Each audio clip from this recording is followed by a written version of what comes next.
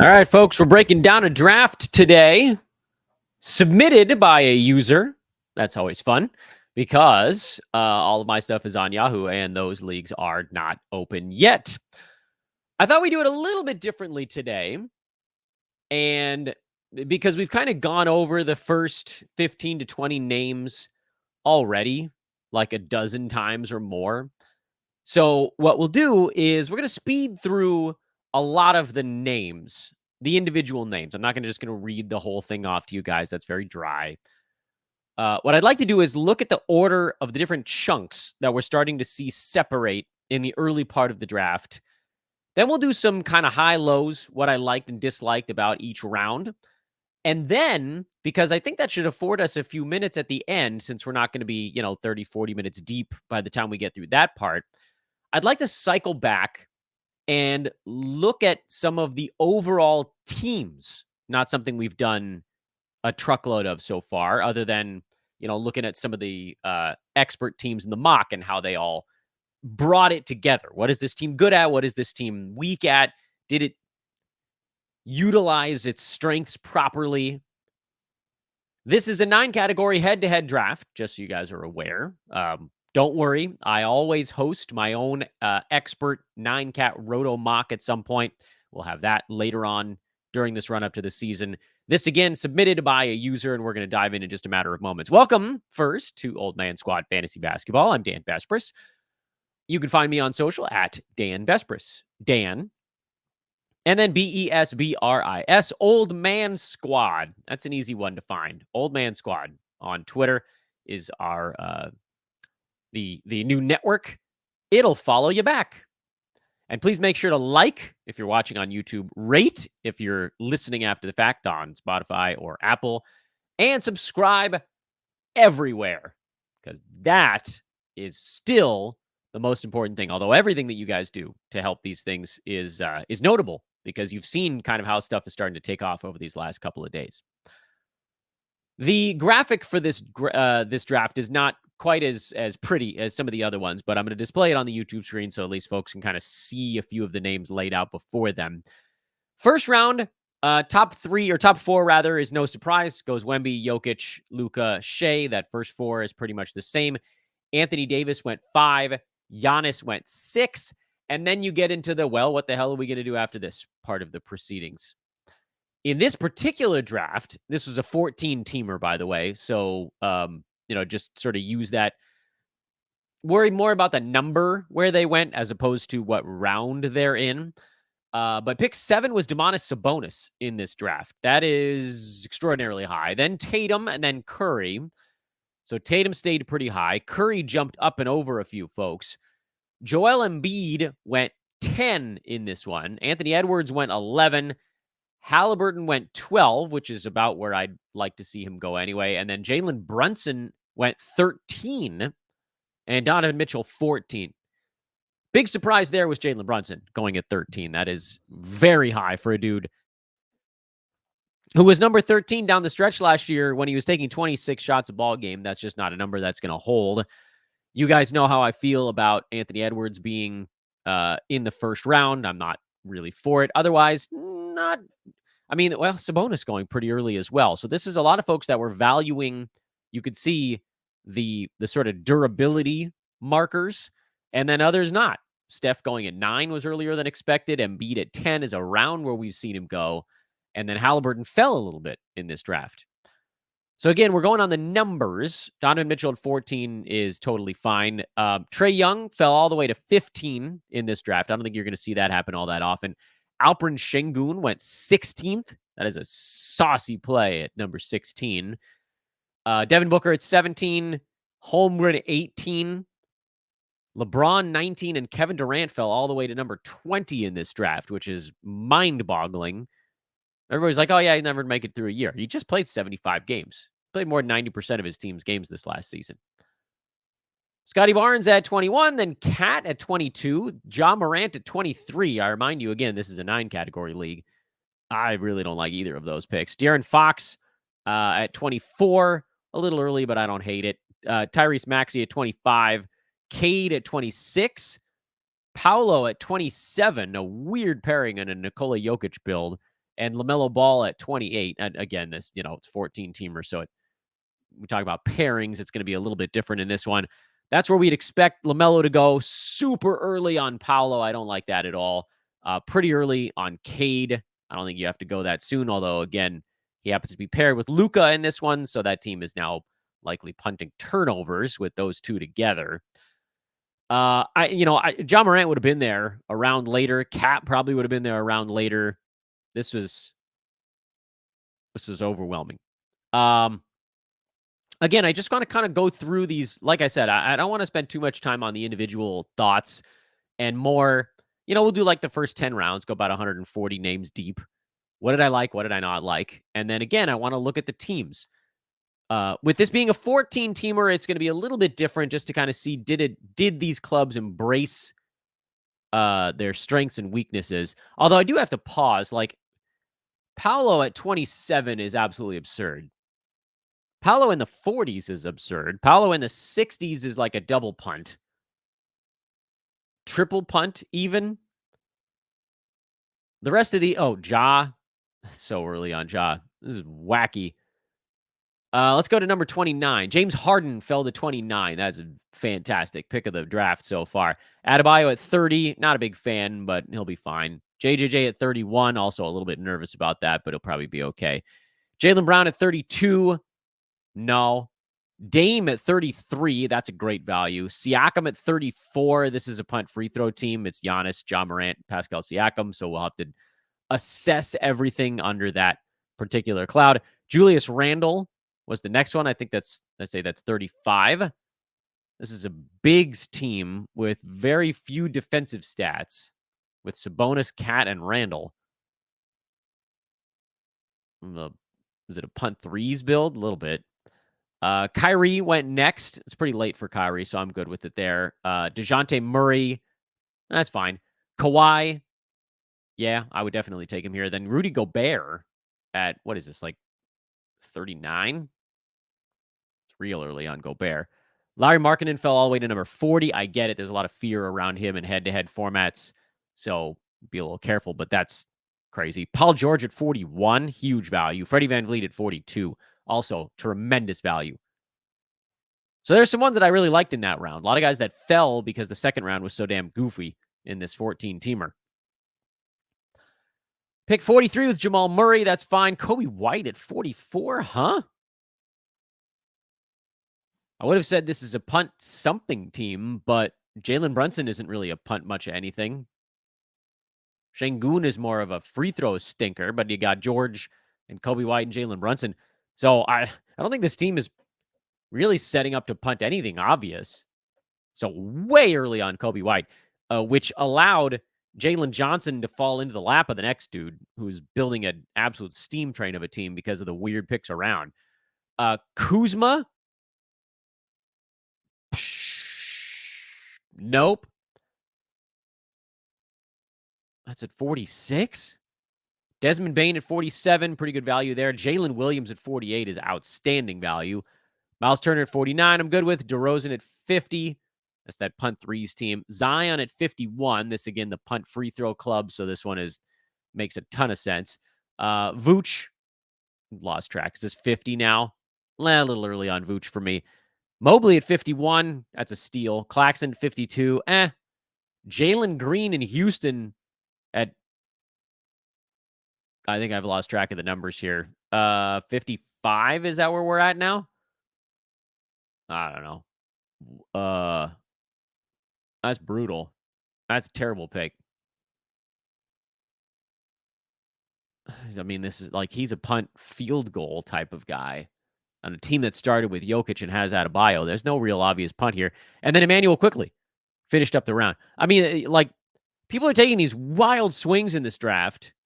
And I don't know if this type of stuff is going to happen in a real, like, a draft that you're in, but this is a real legitimate result. This is not a mock. So this type of stuff happens. Emmanuel quickly at 56 to go with LaMelo Ball, Wemby, and Harden. That's an absurd top four in a 14-teamer. And then Derek White immediately after. This team is boat racing. Miles Bridges, that's fine. Cam Thomas is pretty early on Cam. 59. Yeah, just don't have to. Duran at 30 is fine. Wagner at, 60, 61. Garland, 62. That's fine if you're not trying to win turnovers. Then Butler, Anthony Simons, real early. DeAndre Ayton, relatively early, although not, per game he'll beat this. Totals he probably won't. Porzingis, this had to be an auto pick on a team that already had Joel Embiid and Kawhi Leonard, like shooting the moon for how many games you can miss. CJ McCollum, I've lost track of the numbers here. We're the 70th pick, I think, is going to be the end of this round. 14 teamer times 5, so this is like 66. That's fine. 67 to Jared Allen. That's fine. Mikal Bridges, or is this Miles Bridges? I don't know which Bridges is which. They're both listed as M. Either way, it's fine. And then Ingram at 70 is also generally okay, although I'm shying away from Pelicans, as you guys know, because we have no idea who's going to be on that team and if they're even going to be any good. All right, we're halfway through the picks, doing our one by one. Again, at the end of that, we'll come looping back around and take a look at how the teams did overall. Before we start in on the next round, the next 5 rounds, let's take a quick break for a commercial here on the pod.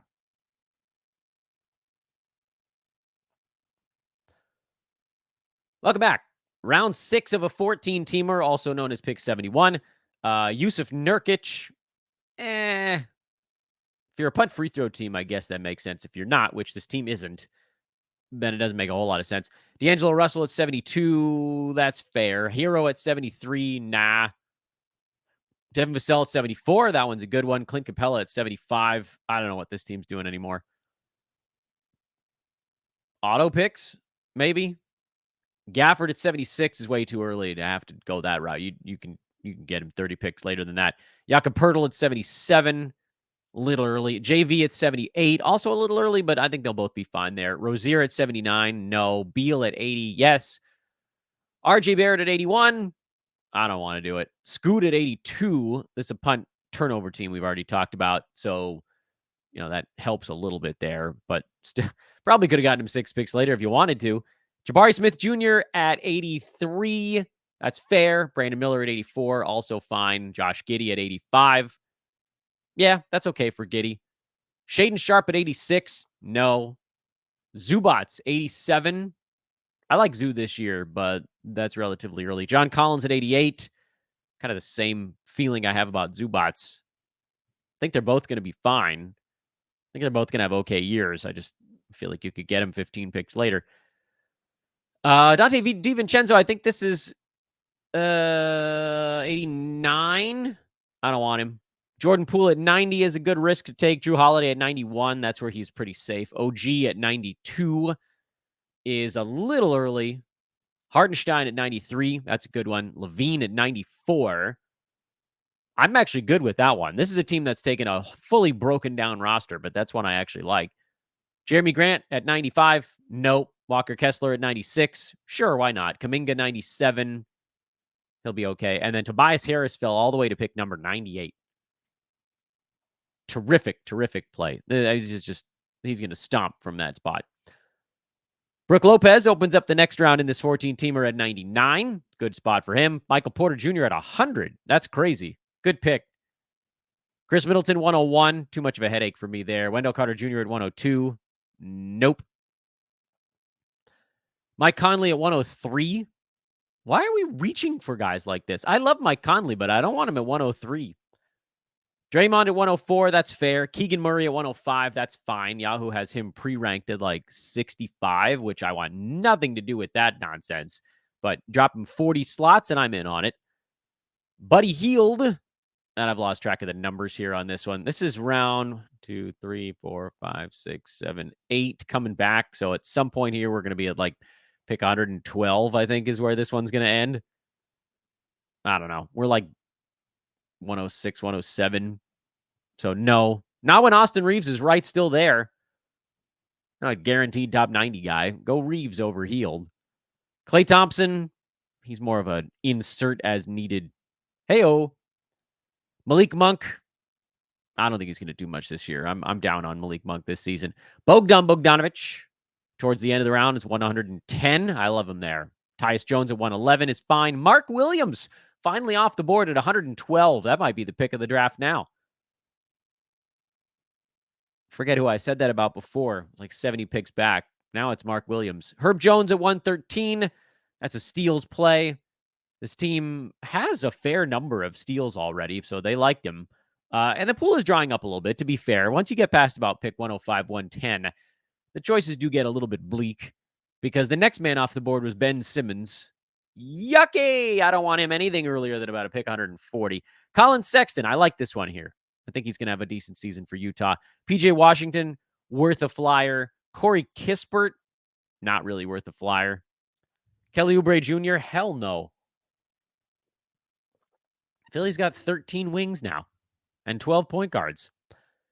Jordan Clarkson, only if you're punting field goal, which this team is not doing at all. So, nope. Keontae George, he's sort of like a will maybe ramp up as the season goes guy. I'm not going to draft him. I think the bad's going to outweigh the good, but I also understand the potential attack point here. A. Thompson is listed. I think it's Amen Thompson because it's listed as a point guard on the screen. So that one's fine as flyers go. But again, there are still probably 5 to 10 near guaranteed value guys on the board. And we're already getting into flyer zone. Then you got Dennis Schroeder, who's worth a little bit of a dice roll. Aaron Gordon, like, again, you better be punting free throws. And this team probably is. So that's fine for this team.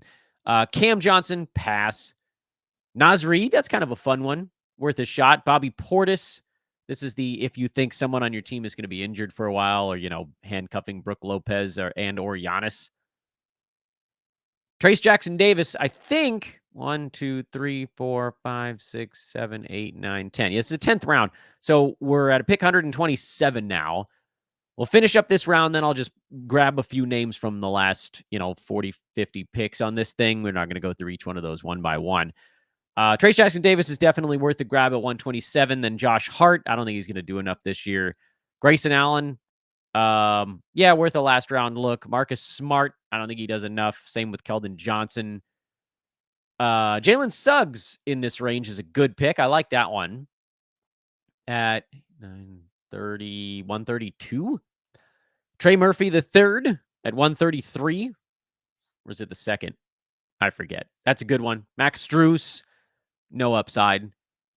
Sar Thompson, no. Denny Avdia, sure, why not? Take a shot. Karis LeVert, no. Tari Eason, I like Tari Eason. He's a guy I'd be targeting about 2 rounds later, though. Again, and some of that has to do with the fact that I still see 5 or 6 guys that are going to have value this year that are getting passed over. And a couple of them come right off the board here. Chris Paul and Derek Lively in the next 2 picks. These are guys that are going to play. Onyeka Okongwu off the board. He's another guy. Like, obviously, he's not going to be great, but if Capella moves, and last year he was just outside the top 100, even with Capella mostly around all year. And Mitchell Robinson, another starter. Go get someone playing starters minutes before you doink around with someone coming off the bench where you don't even know what their role is going to be. Hakez Pajemski. I know I'm bearish on Pajemski. Sue me. Kevin Porter Jr. Yuck. Kelly Olynyk.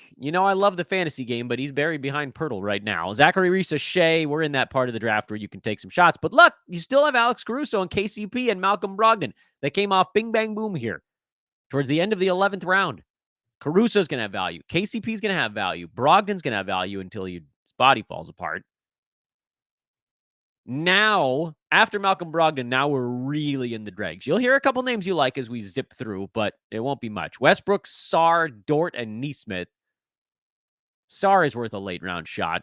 Bruce Brown, Andrew Nemhard, Jaden Ivey, Jeremy Sohan, Gary Trent Jr. He's probably top 100 range kind of dude. Zach Edey. Jonathan Isaac, that's a games cap play. Reed Shepherd, if only there was room for him. Andrew Wiggins in Golden State, that's worth a shot. Someone's going to have to shoot. Grant Williams, Benedict Mathurin, Nikola Jovic, Jaden McDaniels, and Dyson Daniels. I like that pick at the end of the round. That's the end of the 12th now. This team in the one hole, I think, is going to destroy. Kel'el Ware, Ayo Dosunmu, that's an interesting one. Bagley, Stewart, Isaiah Stewart, Harrison Barnes, Patrick Williams, Rui Hachimura, Trey Mann, Simona Fontecchio, DeAndre Hunter, Duncan Robinson, Christian Brown, Mo Wagner, Al Horford. End of the 13th round. 13 times 14. Wait, we can do this. 140 plus 42. So that's pick 182. I did that right? I think so. Great pick at 182. Norman Powell at 183. I like that one too. Dylan Brooks, Bazelis, Tim Hardaway Jr., Daniel Tice, Grady Dick, Stephon Castle, Trey Jones, Brandon Clark, Malachi Branham, Nick Richards, Kevon Looney, Kyle Anderson, Rob Dillingham. Yeah, nothing else there that's worth looking at. So that's the draft. That was 190 some odd picks. We went through them at truly a lightning pace.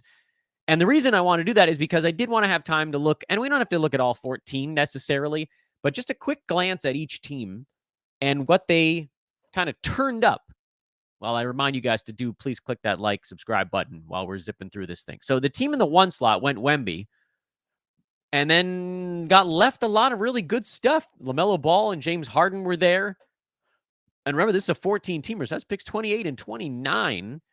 And once you're through your first 3, you kind of look at your team and say, okay, what is this club now? Well, we suck at field goal percent, but remain very good in blocks. So, one traditional big man category is kind of off the board, but you got great assists with your second and third guy. You got great rebounds with your first, solid guard rebounds with your next 2. That can be made up. You've got threes. You've got steals with Wemby and Ball, and Harden's actually no slouch there either. You're terrific at free throws because of Harden and Ball. I think I mentioned that already. Turnovers are going to be probably ugly, but you don't have to punt turnovers. What it looks like you're probably punting at this point is field goal percent, because the only way you make up enough ground in that is to ruin your advantages you have in other things like scoring, free throw, whatever, and you have to pile up some traditional low-scoring big men. So what this team did then is kind of went with the well-rounded route of Derek White and Brandon Miller, and those guys are fine. Now you've got enough three-pointers where you can take the Josh Giddey plan, which doesn't really hurt percentages, but does shore you up in more guard-style rebounds and assists. And it wasn't until the 8th round pick where Mark Williams was still floating around for them at pick 112, I said it was.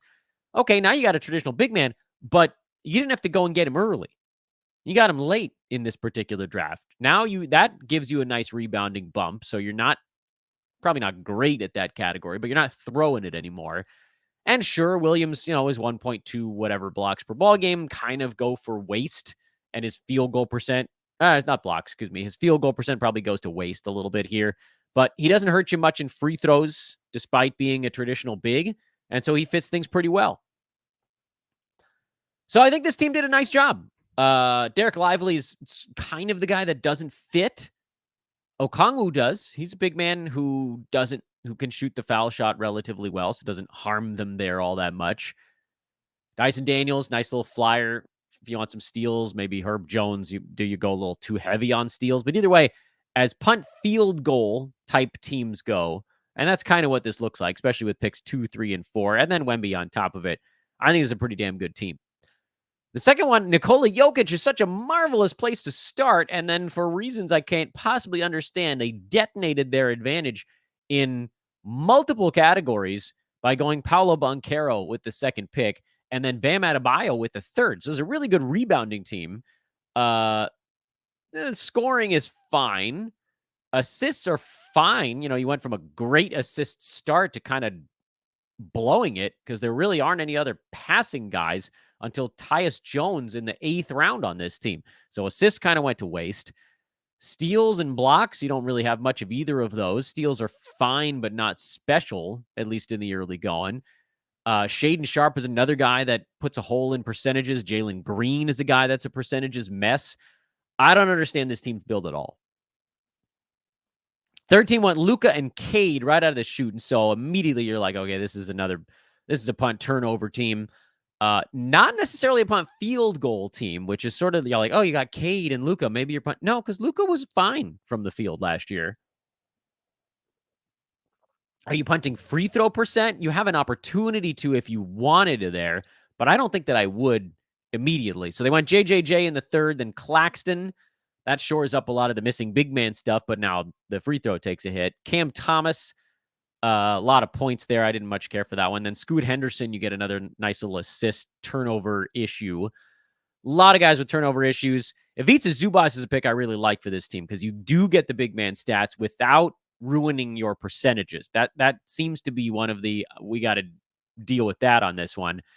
Bogdan Bogdanovic, Colin Sexton, those guys are just good value plays. And then, the late picks probably won't be on the team. So relatively well-executed punt turnover team. The JJJ Claxton 3 and 4 doesn't make a ton of sense to me. And this is way early on Cam Thomas and, frankly, Scoot. But I love the Doncic-Cunningham pairing, and I love the Zubats pairing later to give you the big man stats without ruining the other things you've already kind of built on. So this one's kind of fine. There's going to be some work to do. Fourth team had Shea as the first pick and then went Tyrese Maxey with the second one. This team has no obvious, free throw percent is the strength of this team. Field goal percent is probably going to be relatively good because the guards are good for Shea and then fine for Maxey at field goal percent. But, one guy does and doesn't. Well, the other guy doesn't take threes. Neither one of them rebounds that much. Neither one of them gets that many assists. Shea's very good with steals. Maxey is not. Shea has some blocks. And then they went Jaylen Brown, which is a free throw problem. Yeah, you get more in the scoring stuff, but we still have no real strengths on this team. So I don't know about this one. I like the value of Mobley and Duren in the next two picks. So now suddenly you're kind of leaning into a little bit more of a punt threes type of build, but suddenly Tyrese Maxey and Jaylen Brown don't really make a whole lot of sense on that team. Then RJ Barrett comes in and might tank percentages. We'll see if the field goal uptick is real. John Collins is nice and well-rounded, but at this point, you've kind of missed your opportunity to build a team of strengths. Not a huge fan of what this team did. 5-hole went with Anthony Davis to start, so you get a big start in boards, defensive stats, and field goal percent, relatively low turnovers out of a first-round pick. De'Aaron Fox is a pretty damn good pairing, actually, there. You can probably say I don't really care what happens with free throws, but you got a really good field goal percent start, including a point guard. This team is extraordinarily well-rounded right now. Then they got a nice value in Dame with the next pick. Field goal percent takes a hit there, but everything else is in pretty damn good shape. Assists are fine. Rebounds are decent out of AD. Blocks are good. Steals are good. This team looks like a nice little roto team. Then they go Vooch in the next one, who's boring, but doesn't really hurt anywhere and shores up the rebounding a tad. Franz Wagner, another well-rounded player. Bradley Beal, another well-rounded player. This is a good 9-cat build team. First 6 rounds. And then they went weird after Bradley Beal. Dante DiVincenzo, who's going to be like 7th in line in New York now. Klay Thompson, who's not going to get to do as much in Dallas as he did in Golden State. I think there were better picks there, regardless of your team build, but I do really like the first 6. This is one I wanted to look at. So here in the 6-hole, it's a Giannis team, and they went hard on punt free throw. John Morant to get guard stats with a bad foul shot in the second round. Siakam, you kind of get more guardy stats in the third with poor free throw. Zion, who's a clunker free throw in the fourth. But what have you got now after those 4? So your assists are okay. Your top 3 all have decent assist numbers, provided that John Morant kind of picks up where you left off. Your rebounding is fine between Giannis and Zion and Siakam. You're doing okay there. Ja's not a bad rebounding point guard. Field goal percent is good, obviously, with Zion and Giannis. You're in great shape there. Free throw is a train wreck. Turnovers are also kind of a train wreck, so it's a little bit of a punt turnover, punt free throw team. And frankly, a little bit of a punt threes team. So now you've got 3 big deficiencies, but you're also very strong at points, boards, field goal percent. Is there enough of the other stuff to get you through? So they went Darius Garland to shore up assists, so that gives you one more, now kind of a 4th category that you're quite good at. Which of the defensive stats is going to be the one that gets this team over the hump? Rozier, Poole, Austin Reeves, those guys are not defensive menaces. I think this team missed an opportunity after Garland to lean into defense. Rozier could get you a few steals, but you had Bradley Beal available there, and Jordan Poole in the next round. Like, that's points, that's threes.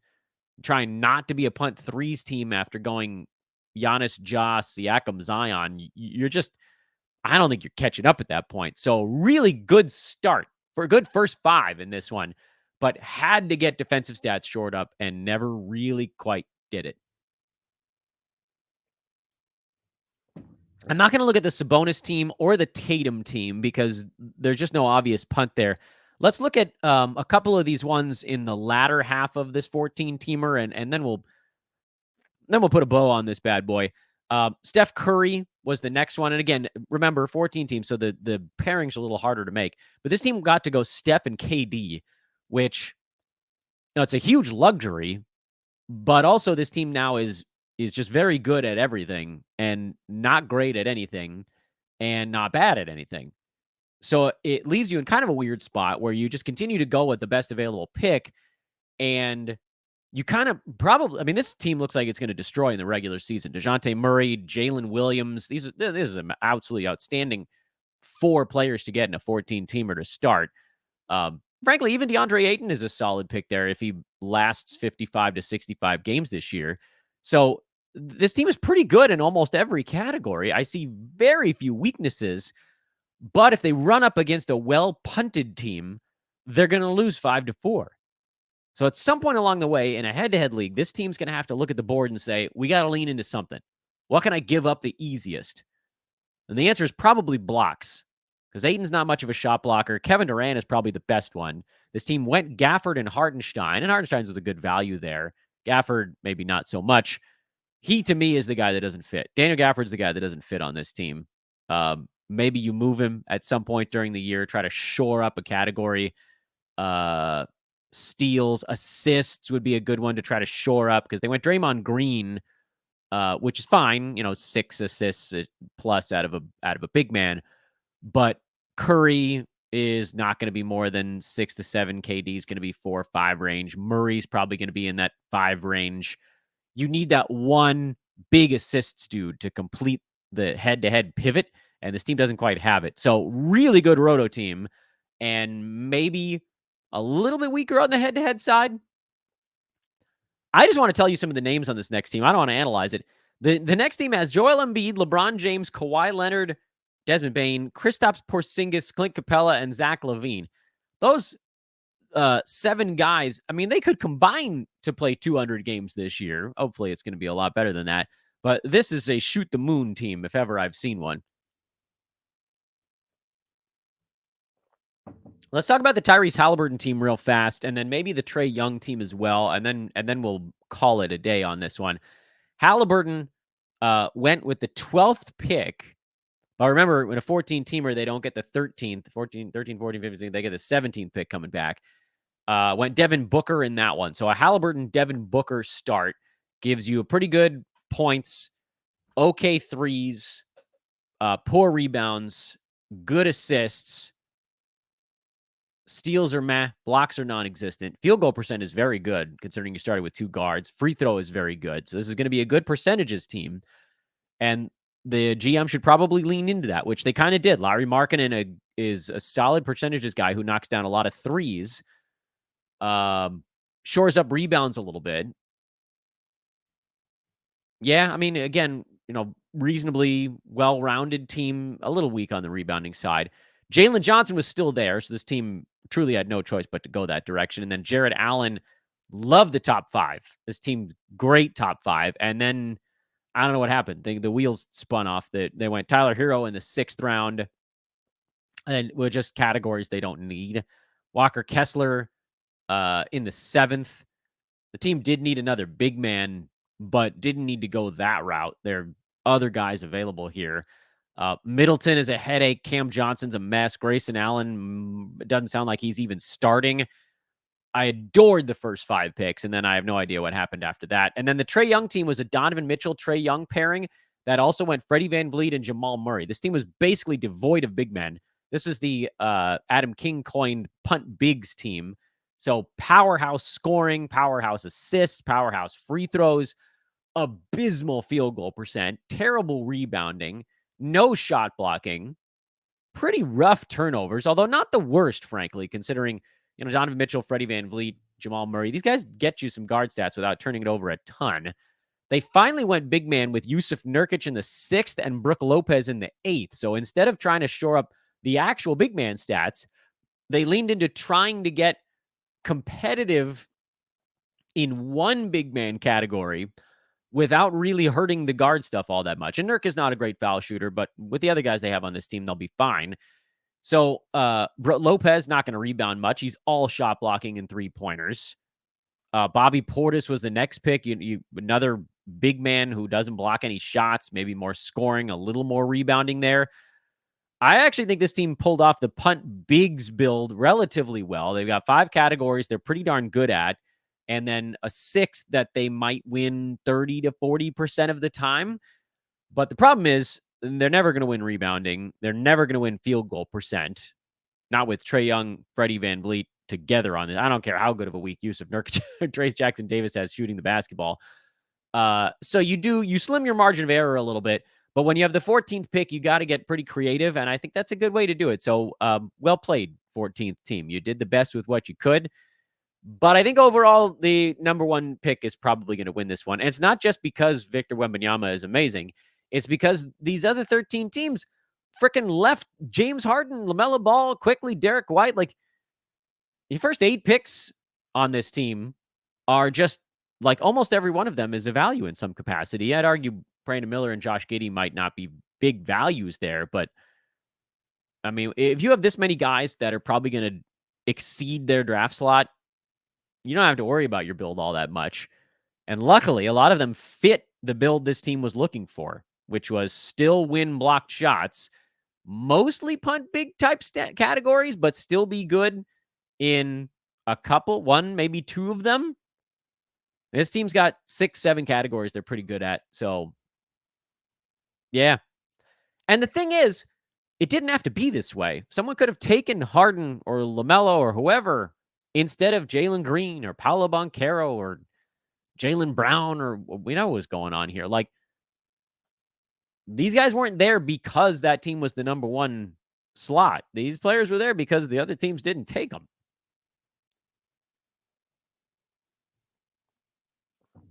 All right. I hope you guys enjoyed that different kind of breakdown. I would actually love to hear from you because I kind of did this one a different way. If you guys would prefer that I sort of slowly mosey my way through the first 30 or 40 and then zip through the rest, and that's the way we break it down, I'm happy to switch back. I just thought this one was more interesting, especially in a head-to-head format, to say, okay, well, how do these teams actually look like they're doing? Did these teams pull off what they were trying to pull off effectively? Everybody always wants to rate my team, that kind of stuff. Well, here you go. Little team rating for you. If you're listening after the fact and you want the results of this, I would say flip on over. You can see the graphic is up on YouTube pretty much the whole time. I don't know that there's a great other way to do it. Figure it out. Also, we are timestamp free on this one, so I screwed that up. But I did earlier today in the show this morning that I released with Noah Rubin, I did manage to highlight the player we were talking about as we were talking about them. So folks that were watching, they actually were kind of able to zip around a little bit. My hope is that the folks listening after the fact, the Apple, Spotify crew among you, and just turn it on 1.5 or 2x and cruise. You're driving somewhere, sitting in traffic. You don't need to speed through and just hear my thoughts only on 2 players. You want to hear the long, sing-songy baseball play-by-play iteration of whatever this show is. All right. That's that for Monday. Tuesday. Today's Tuesday. Yep. Computer confirms it. I'm Dan Bespris. This is Old Man Squad Fantasy Basketball. Follow at Old Man Squad. Follow at Dan Bespris. I'm already doing threads, by the way, over on social media. Yes, it has begun already. Tomorrow, we're talking to Jacob Dunn, Points League targets. We will also be looking at picks 76 through 100 on the Yahoo board. That's probably where we'll put a stop on that, unless we want to do like a here's interesting guys after 100 kind of show. Maybe you do like that one. That's sort of the sleepery type deal, right? The sleeper phenomenon. It's got to be later picks. I don't know. We'll figure it out. I know we're talking to Jacob. The other show tomorrow is maybe a little bit TBD. Like, rate, subscribe on your way out, and we'll see you tomorrow, everybody. So long for now.